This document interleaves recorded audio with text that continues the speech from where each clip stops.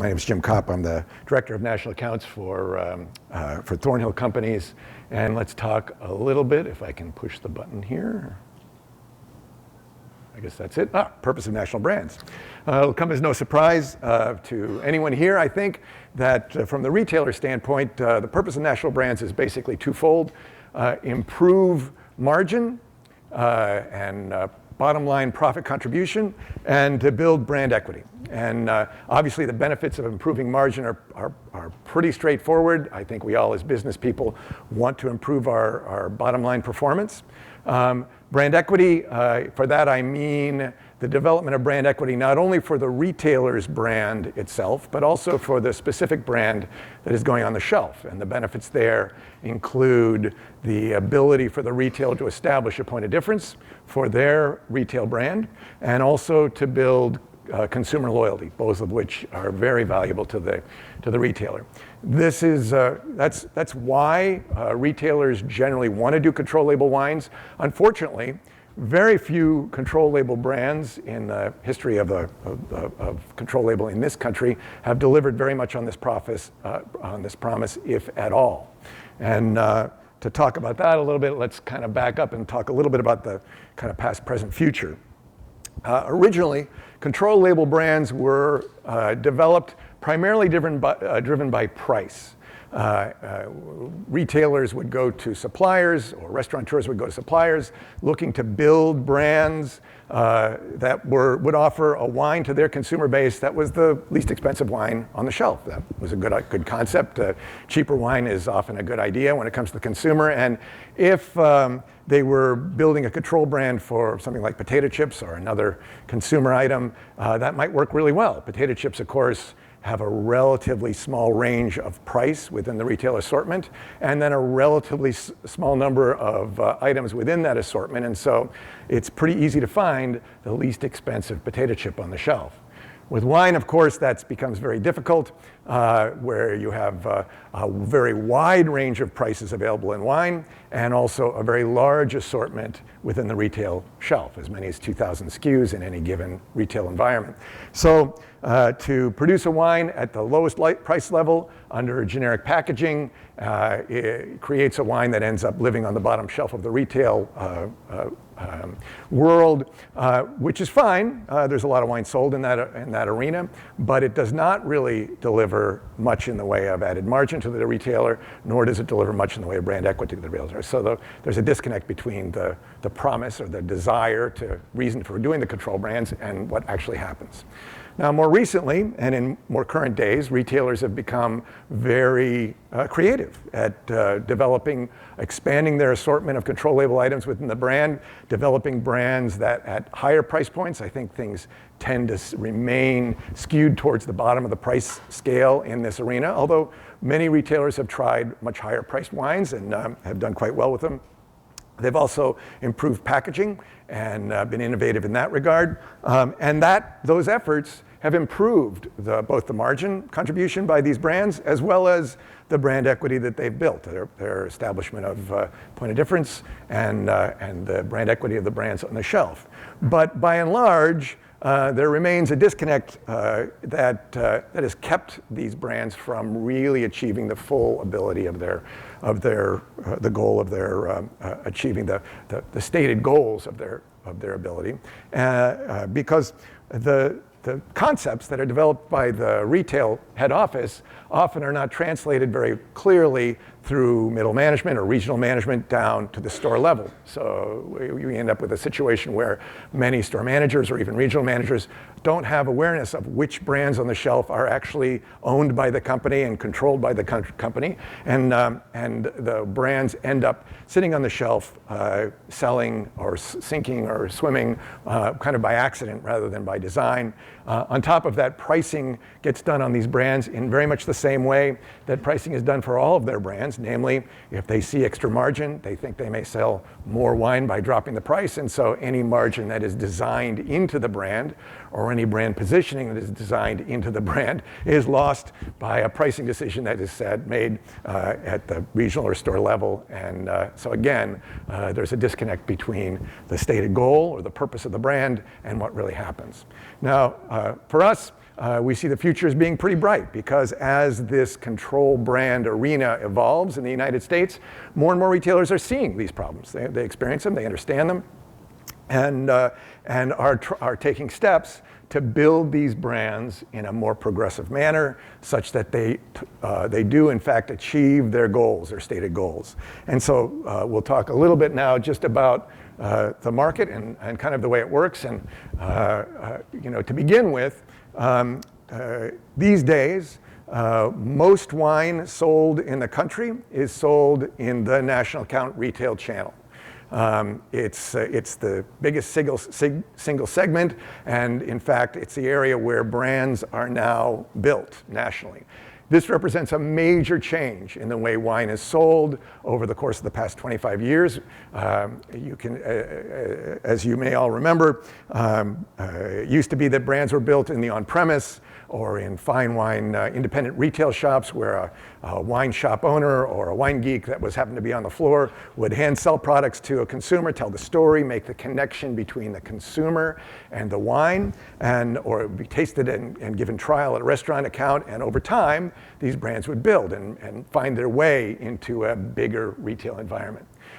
This retail environment is interesting because from the winery side of things, that's the holy grail. That's where wine gets sold. And so it represents the major opportunity to sell wine.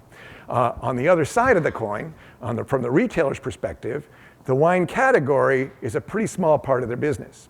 And so retailers don't resource that category with much in the way of management or resources. And wine programs that could be as big as $1 or $2 billion in sales, gigantic numbers for our side of the equation, are still relatively small to the retailer, and they may be managed by a handful of people.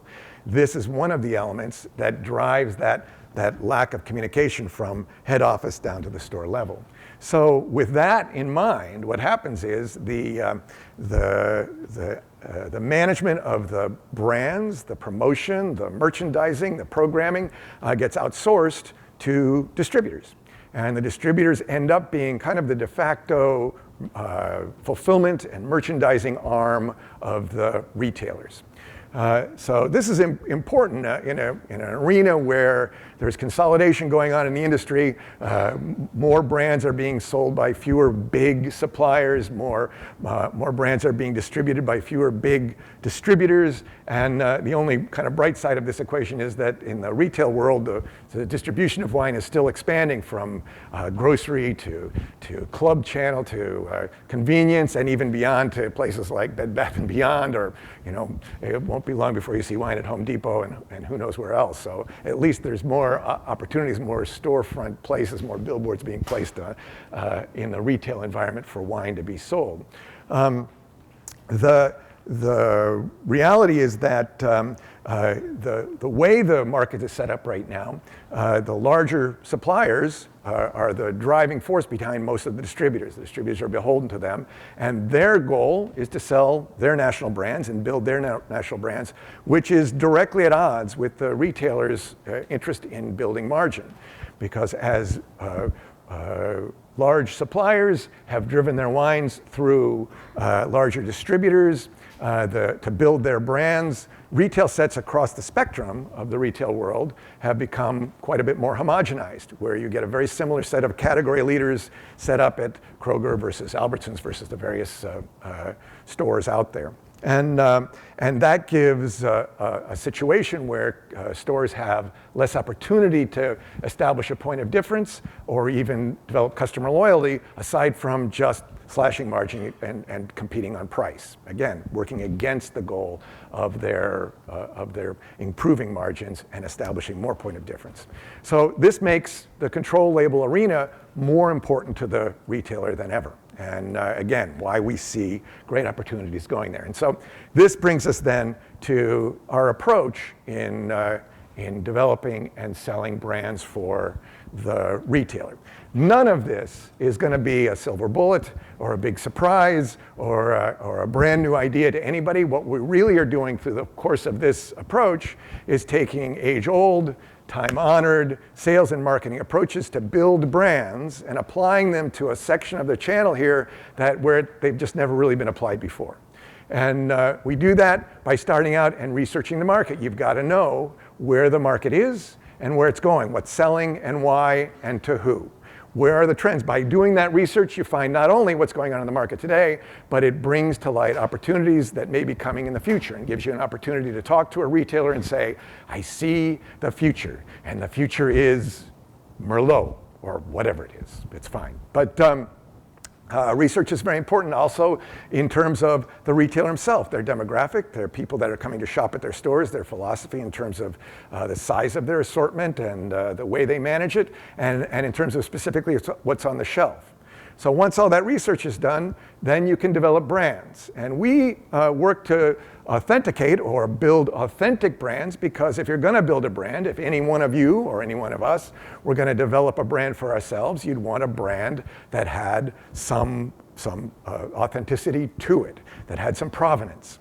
We do that by developing brands that have some sort of a legacy, are connected to people, places, or things. Brands that are connected to a region or a piece of dirt or a person all resonate with consumers better than those that are just a pretty label. You can also do that by targeting specific market segments, whether it's women or millennials or a Hispanic market or whatever, something that will actually speak to a particular segment of the market that's buying wine.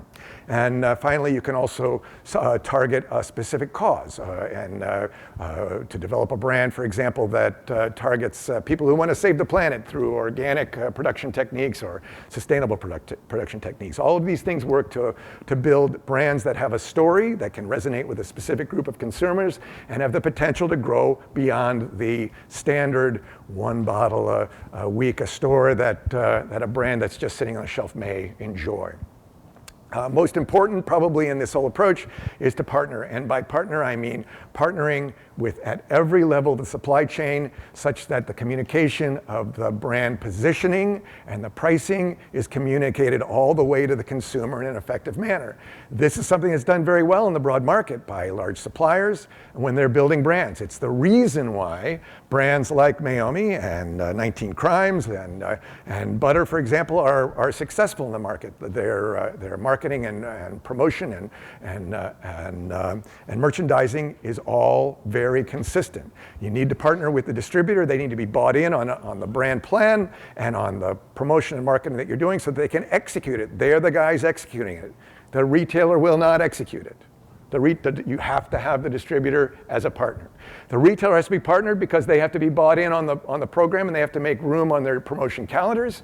They have to make room on the floor of their stores to promote the brands, to gain trial and to gain hopefully adoption by the consumers that are coming by. So that partnership piece is extremely important.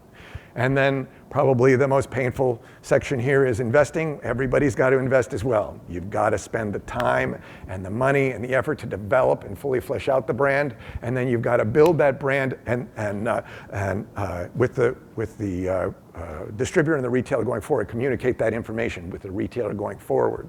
The distributor has to invest in the form of driving their merchandising teams to execute on the fulfillment and the merchandising. That's their main role in this arena. And then again, the retailer has to invest by spending the time on their promotion calendar and on their floor space to spend the time to build that brand. And then finally, the brand needs to be driven, and that really falls to the supplier. I mean, that really comes down to making sure that the wine is in inventory in the warehouse, making sure that the wine is actually on the shelf, making sure that the promotion and merchandising plans that are established are executed when they're supposed to be executed. It's all the nuts and bolts of the wine business.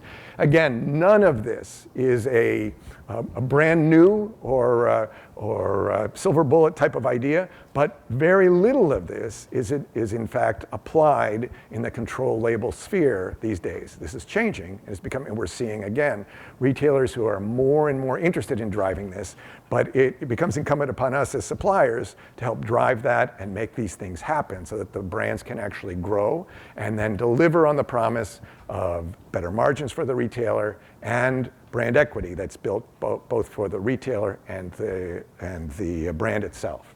So that was my very brief and 15 minutes of covering a fairly broad topic, and I apologize I skipped through that very quickly, but hopefully on aggregate that's information that gives you all a little bit something to think about. Any questions or thoughts or comments on that? Yes. Thank you. Are retailers asking you to do more to flesh out a brand to make it look and live and feel like a national brand, like develop digital assets, social media marketing, Instagram accounts, et cetera, et cetera? Short answer is yes. Each retailer has their own, I'll say, channels of promotion that they are comfortable with and use. Most of them are driven by their own marketing departments that have very strict regulations on the way that they can use things, but absolutely, we're being asked quite regularly for programs that will help reach more consumers and bring more awareness of the brands that are on the shelf to them. Yes? A question for you, more so in the context of the spirit side of things, but how challenging do you think it is to develop a brand, a private label, and push it towards the high-end price point in the industry? Great question. And there's been a lot of news out about the premiumization of the wine business and the spirits business as well, and even the beer channel. It is challenging. It's challenging for a number of reasons. While sales are up in the premium level of all these products, those sales are still relatively small compared to the lower price points.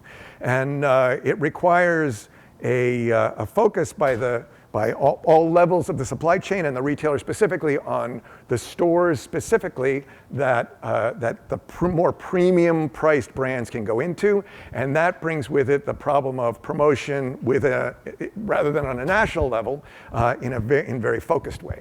So it takes a little bit more time and thought to produce and deliver on that promise, but there's tremendous opportunity there. There's huge growth there, and I think it does bring a great opportunity to deliver, particularly on the brand equity piece of the goal of the whole private label or control brand arena. So, yes. That's you. It is. I was looking for the microphone. I'll shout it anyway. But just on this gentleman's point, do you think that can be achieved by co-branding that Adam was referring to in his presentation, like co-branding with control brands? Sure. To access Absolutely. And actually, I've seen a few great examples of that recently. I think that trend is actually growing, and I think there's also tremendous opportunity there. Absolutely. And it works. You get the benefit of the existing brand equity that's just piggybacked on by the control brand. So sure, yeah. So, okay, I'm being pushed. I know we're short on time. Appreciate all you guys coming. Thank you very much for your time.